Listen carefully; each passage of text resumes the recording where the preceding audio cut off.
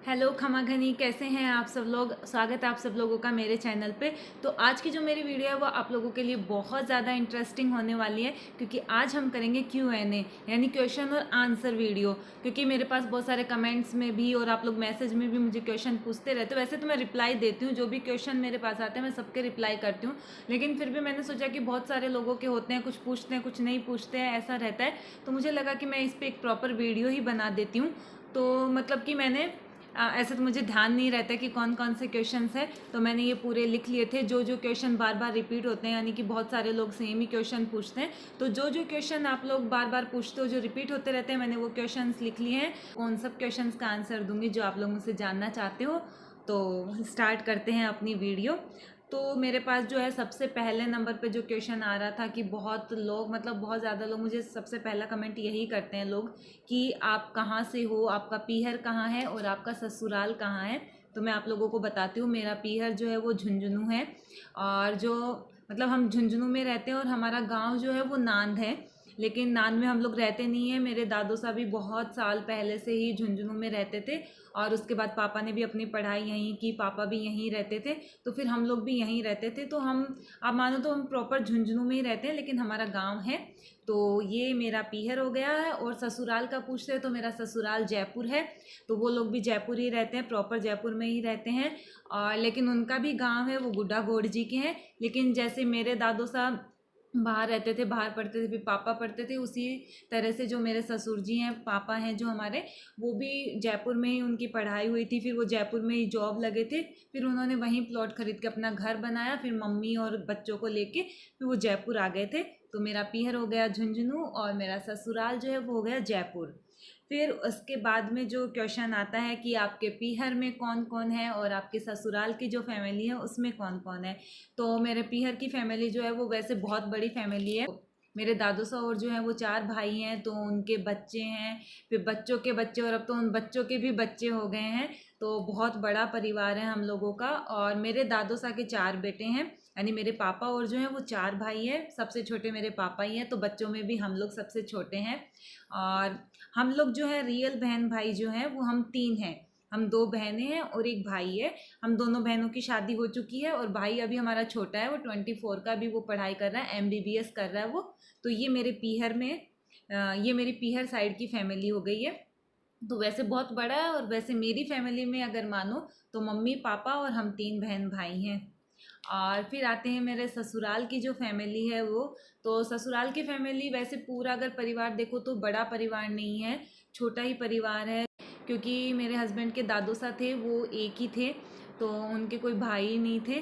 तो बहन का मुझे पता नहीं है कि उनके बहन थी कि नहीं थी, लेकिन दादू सा के भाई नहीं थे, तो दादू सा एक ही थे। तो वैसे बड़ा परिवार नहीं था। उसके बाद में पापा जो, यानी मेरे ससुर जी हैं, वो लोग एक भाई एक बहन थे।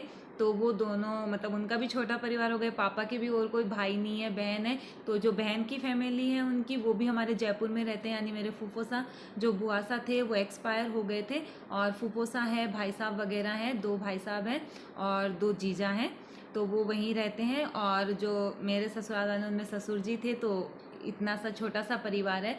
और जो मेरे फैमिली यानी ससुराल वालों में है, पापा है, मम्मी यानी सास ससुर हो गए, और ये लोग 2 भाई और एक बहन है, और तीनों मैरिड है। और हमारी जो बाईसा है यानी मेरी ननद है, उनकी शादी तो अभी 2022 में ही हमने की थी।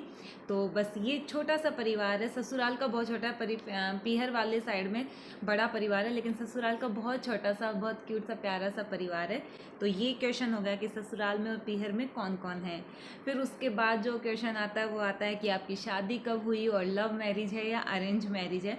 तो मेरी शादी जो है वो हुई थी 22 फरवरी 2016 में हुई थी, और 7 साल कंप्लीट हो गए मेरी शादी को। अब जो फरवरी आएगी उसमें 8 साल हो जाएंगे। लव मैरिज है या अरेंज मैरिज है ये पूछते हैं, तो लव मैरिज नहीं है, अरेंज मैरिज ही है। फिर उसके बाद में आता है अंश को लेके कि अंश कितने साल का है और कौन सी क्लास में है।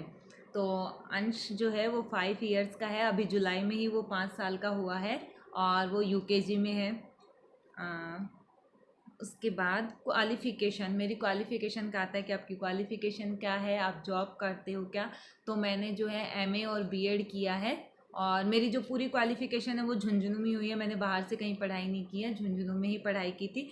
और मैं जॉब नहीं करती हूँ क्योंकि मेरा मतलब शादी से पहले था कि जॉब करनी है, फिर ससुराल वालों की साइड से ये था कि मतलब उनको ये लगा कि हमें नहीं करवानी है, हमारा तो मन नहीं है करने का, लेकिन अगर इन्होंने पढ़ाई की, इनको करना है तो कर सकते हैं, हम रोकेंगे नहीं, मना नहीं है कि नहीं करो।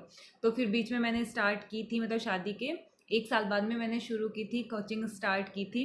तो लेकिन इसी बीच मतलब मुझे ज़्यादा टाइम नहीं हुआ था, 15-20 दिन ही हुए थे कोचिंग ज्वाइन किए हुए, इतने में अंश कंसीव हो गया था। तो उसके बाद मुझे वो क्या है कोचिंग छोड़नी पड़ी, क्योंकि मैं झोटवाड़ा जाती थी, मेरी कोचिंग झोटवाड़ा में थी। तो उस टाइम पे झोटवाड़ा की रोड जो है वो बहुत ख़राब थी, तो डॉक्टर ने मुझे मना कर दिया था कि अभी नहीं जाना है। तो फिर वो मुझे कोचिंग छोड़नी पड़ी, तो वो जॉब वाला जो था वो स्किप करना पड़ा। फिर अंश हो गया, अंश के होने के बाद तो वैसे ही मुझे बिल्कुल टाइम नहीं मिलता था उसी में, मतलब सोच ही नहीं पाती थी कि हाँ जॉब भी करना है क्या ऐसा। फिर अब जब वो बड़ा हो गया, अब मैं सोचती हूँ तो अब वो मुझे नहीं करने देता है, अब वो ऐसे बोलता है नहीं नहीं करनी जॉब, मैं नहीं रह सकता अकेला, मैं आपके बिना नहीं रहूँगा। तो फिर मुझे लगता है कि चलो छोड़ो, देखेंगे अगर बाद में अगर हुआ तो कर लेंगे, नहीं हुआ तो ऐसा कोई। अब धीरे धीरे क्या मेरा भी मूड अब चेंज हो गया, वो मतलब कि इतना गैप आ गया है ना। उस टाइम तो आप पढ़ाई करते हो तो ऐसे लगता है कि नहीं अभी है कि कर लो, पर अभी नहीं, अब नहीं रहा, इतना इंटरेस्ट नहीं है कि जॉब करूं, तो अभी मैं जॉब नहीं कर रही हूँ। उसके बाद में जो क्वेश्चन आता है कि आप डेली व्लॉगिंग क्यों नहीं करते हो, ये भी मेरे पास बहुत आता है कि जीजा आप डेली व्लॉगिंग किया करो, हमें अच्छा लगता है आपकी वीडियो देखना। तो मैं बहुत सोचती हूँ कि मैं डेली व्लॉगिंग करूँ, मैंने 1-2 बार ट्राई भी किया था कि मैं करूँ, पर मेरे से पॉसिबल हो ही नहीं पाता है।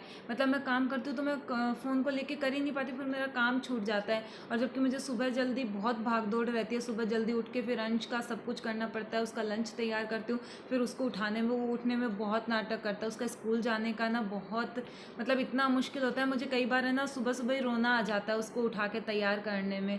और फिर वही होता है कि सुबह सुबह डांट भी नहीं सकते हैं उसको, तो उस चीज़ में फिर मेरा ध्यान ही नहीं जाता है कि अरे क्या व्लॉग करूं।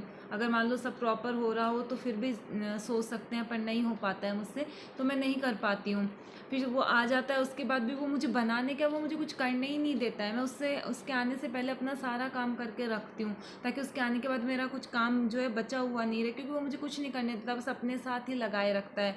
तो मैं नहीं कर पाती हूँ। फिर भी हाँ, आप लोगों की बहुत रिक्वेस्ट आती है, बहुत बार मतलब बहुत कमेंट आते हैं करने पे, तो मैं अगर मुझसे बनेगा, अगर हो पाया तो मैं ज़रूर ट्राई करूँगी बनाने का डेली व्लॉगिंग।